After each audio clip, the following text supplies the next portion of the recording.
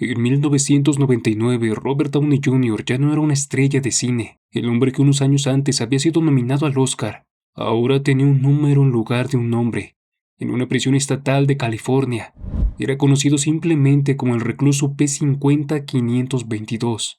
Hollywood lo había borrado por completo. Los estudios ya no querían contratarlo. Las aseguradoras se negaban a cubrirlo. Para la industria del cine, Robert Downey Jr. ya no era un actor prometedor, era un problema. Muchos estaban convencidos de que su carrera había terminado para siempre.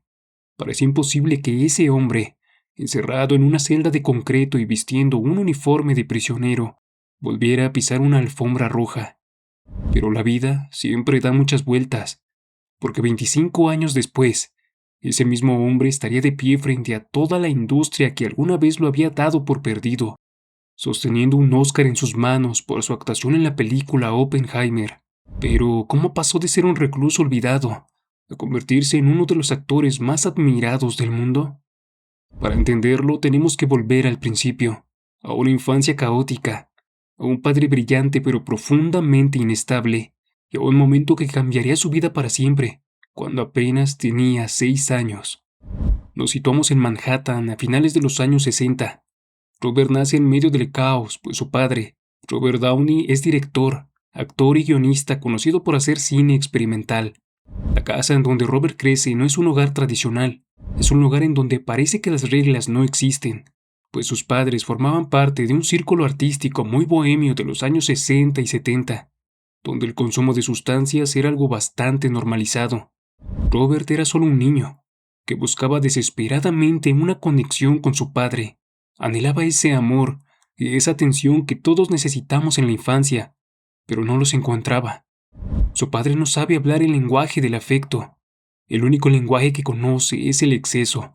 Y así, un día, cuando Robert tiene apenas 6 años, una edad en la que debería estar aprendiendo a andar en bicicleta o jugando con figuras de acción, su padre, intentando conectar con él, le ofrece probar marihuana.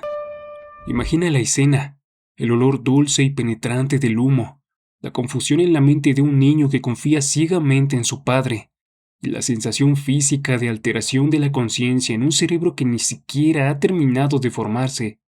Para el padre, en su lógica retorcida por la adicción, aquello era un gesto de camaradería, un intento de compartir su mundo con su hijo. Para Robert, ese momento se convirtió en una sentencia.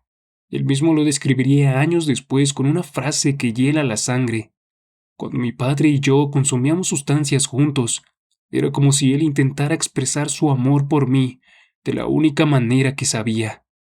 Desde muy pequeño, Robert vivió dentro de los sets de filmación, por lo que le fue fácil desarrollar talento delante de las cámaras. A los 17 años decidió dejar la escuela y dedicarse completamente a la actuación.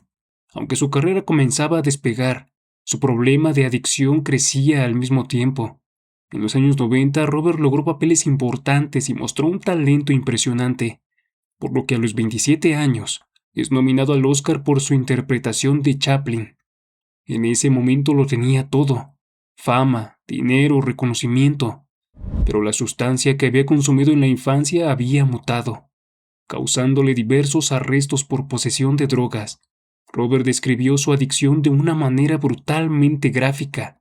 Es como tener un arma cargada frente a mí, y aún así, querer apretar el gatillo. Su vida se convierte en una serie de episodios humillantes. En 1996, la policía lo detiene conduciendo desnudo, alucinando y con un arma en el asiento del copiloto. Pero el verdadero fondo aún no había llegado. Una noche, completamente desorientado, Robert hizo algo que terminaría en todos los titulares del país. Caminó hasta la casa de sus vecinos en Malibú y en un estado de intoxicación total, terminó dormido en una habitación que pertenecía al hijo de la familia. No en un acto de malicia, sino en un acto de desorientación absoluta. El mundo entero se reía de él. Los titulares lo llamaban loco, un desperdicio y un payaso. Fue en 1999 cuando Robert tocó fondo. Estando frente a un juez, le ruega por una oportunidad más, pero el sistema ha tenido suficiente, por lo que es sentenciado a 3 años de prisión. Robert Downey Jr. deja de ser una estrella de cine y se convierte en el prisionero número P-50522. Es trasladado a la prisión estatal de Corcoran, California. Robert cuenta que en la cárcel aprendió lo que es el miedo real. Tuvo que pelear. Tuvo que sobrevivir en una piscina de tiburones, donde su fama era un blanco en su espalda. Pasó casi un año encerrado, perdiendo su libertad, su dignidad y su identidad. Y es justo en ese punto, cuando vemos a un hombre brillante encerrado en una celda, cuando aparece una pregunta importante. ¿Por qué alguien con tanto talento destruye su propia vida una y otra vez? El médico especialista en adicciones, Gabor Maté, ha dedicado gran parte de su vida a estudiar esa pregunta y su respuesta es sorprendentemente simple. Él dice, no preguntes por qué la adicción, pregunta por qué el dolor.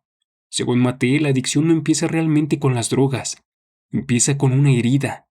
Muchas veces es una herida emocional que nace en la infancia, abandono, falta de afecto, caos familiar o experiencias que un niño no sabe cómo procesar. Las sustancias aparecen después, como una especie de anestesia, no porque la persona quisiera destruirse, sino porque intenta apagar un dolor que no sabe cómo enfrentar. Si miramos la vida de Robert Downey Jr., desde esa perspectiva muchas cosas empiezan a tener sentido.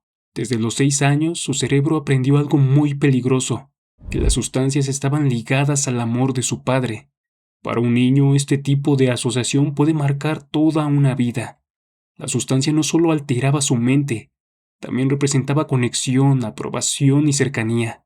Por eso su adicción no era simplemente una búsqueda de placer, era, en el fondo, una búsqueda desesperada de conexión y al mismo tiempo una forma de escapar del vacío emocional en el que creció.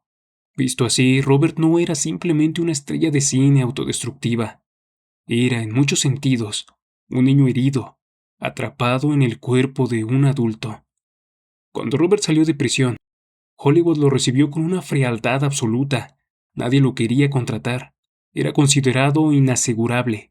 Las compañías de seguros se negaban a cubrirlo en las películas, porque era un riesgo andante. Con mucha suerte consiguió un papel en la exitosa serie Ally McBeal. Ganó un Globo de Oro y parecía que por fin estaba recuperando su vida. Pero la adicción es un monstruo paciente. Recayó. La policía lo encontró vagando descalzo y bajo los efectos de sustancias en Culver City. Los productores inmediatamente lo despidieron. Robert Downey Jr. estaba en bancarrota. Literalmente perdió su casa, perdió a su esposa de entonces, perdió la custodia compartida de su hijo. Estaba solo, humillado y sin futuro. Fue en ese abismo de desesperación, cuando su vida estaba completamente fuera de control, que ocurrió el milagro más inesperado. Un momento tan mundano que parece sacado de una película, pero fue real. Robert conducía por la costa del Pacífico con varias sustancias en el auto. No tenía rumbo ni ningún plan, solo estaba sobreviviendo un día más. Tenía tanta hambre que paró en un Burger King y pidió una hamburguesa. Al darle el primer mordisco, algo extraño pasó. Algo se rompió dentro de él, pues no sintió nada, ni sabor ni placer. Sus sentidos estaban muertos, tan anestesiados por años de abuso químico que ni siquiera podía disfrutar de una simple hamburguesa. En ese instante de claridad absoluta, tuvo una epifanía aterradora. Voy a morir. Si sigo así, voy a morir sin haber sentido nada real nunca más. Condujo hasta el mar. Se paró frente al Océano Pacífico y tiró todas esas sustancias al agua. Fue un acto de renuncia total. Pero la renuncia no era suficiente. Necesitaba ayuda. Y la ayuda llegó en forma de amor. En el set de la película gótica, Robert conoció y se enamoró de la productora Susan Levin. Ella era todo lo que él nunca había conocido. Una mujer brillante, estable, sana y con los pies en la tierra.